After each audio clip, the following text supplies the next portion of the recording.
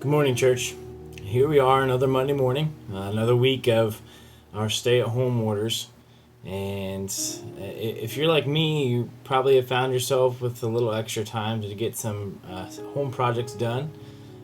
For me, I had probably a list that was a mile long, and I've still got quite a few left to do.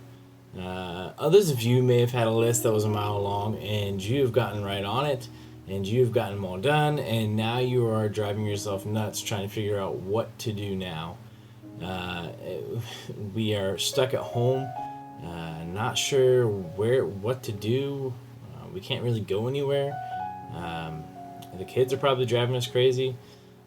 Wives, I'm sure your husband's driving you crazy. I know I'm driving Katie crazy.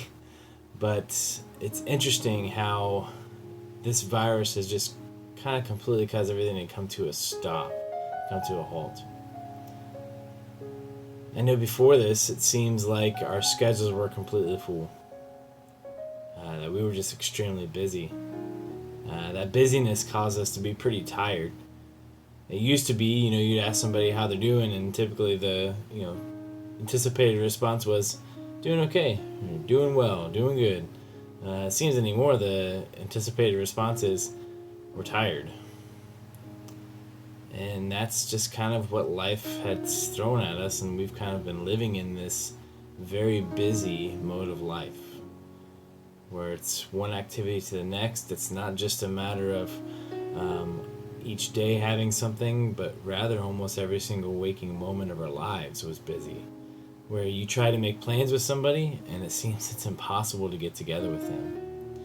But now we're at a point where we would love to be able to be with somebody different. We would love to be able to go to church. We would love to be able to be doing something.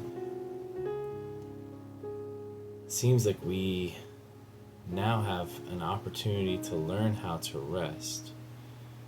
In Genesis chapter 2, right at the end of creation, God takes a moment to pause and to rest on the seventh day, and he says that he makes it holy. When God met Israel at Mount Sinai and he gave them the 10 Commandments, the 10th commandment was to remember the Sabbath day, to keep it holy. It seems like rest has been something that God's people have really struggled with for a long time. And perhaps if there's a blessing in disguise in these moments of being stuck in our homes, is maybe we can learn how to rest once again. There's a book by a man named Walter Brueggemann.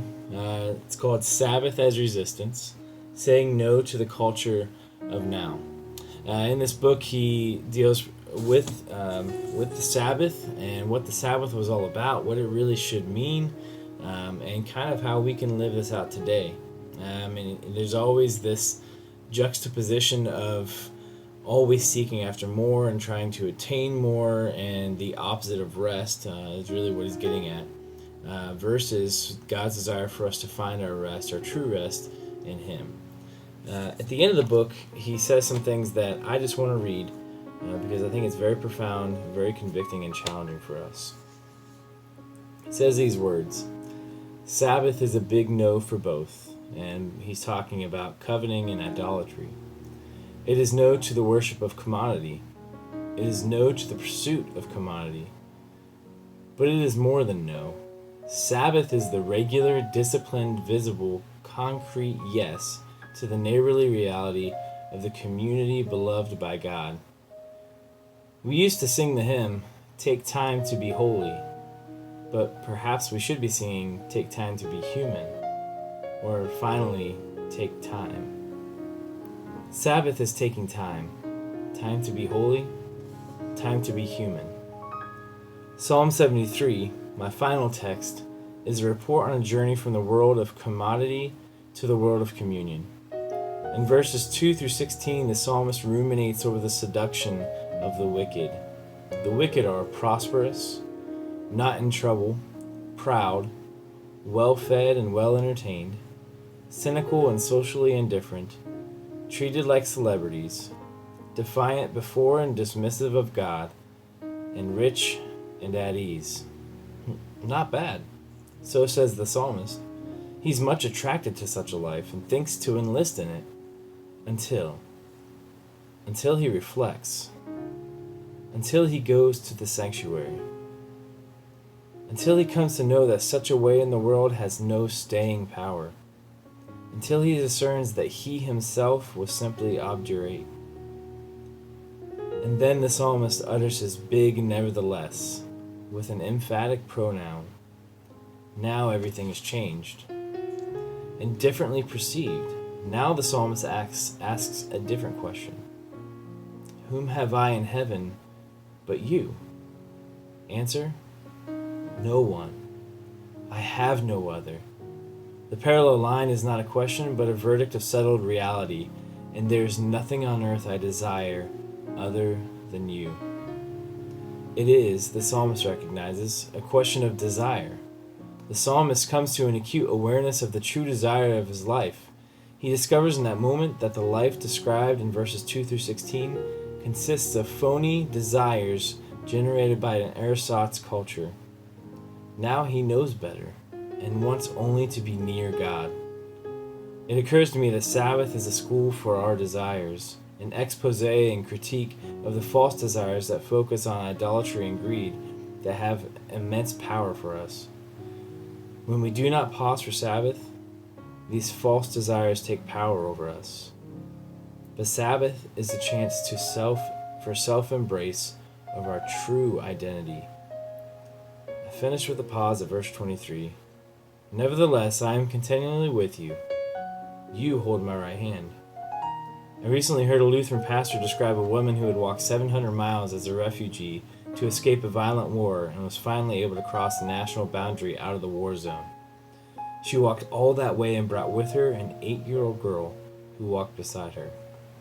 For 700 miles, the child held her hand tightly.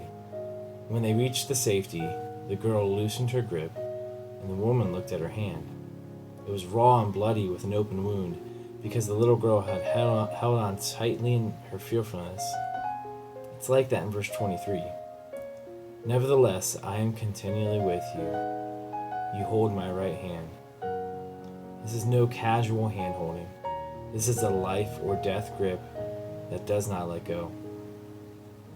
No Sabbath existence imagines getting through on our own, surrounded by commodities to accumulate and before which to bow down. But a commodity cannot hold one's hand. Only late does the psalmist come to know otherwise, and only late may we also come to know. We may come to know, but likely not without Sabbath, a rest rooted in God's own restfulness and extended to our neighbors who also must rest. We, with our hurts, fears, and exhaustion, are left restless until then. Church, if you found yourself feeling restless, if you felt that you found yourself in a world just full of busyness and there was just jumping from one activity to the next and no end in sight, you had no rest before now, then I hope and pray that we as a church can find our rest in God once again. My hope and prayer is that we will hold tightly onto His hand as He guides us through life. Church, let's find rest together. Let's find this God that we need to grasp a hold of His hand tightly and not let go, and who will lead us into life. I love you, church, and I miss you, and I hope you are blessed today by these words. Until next time, bye.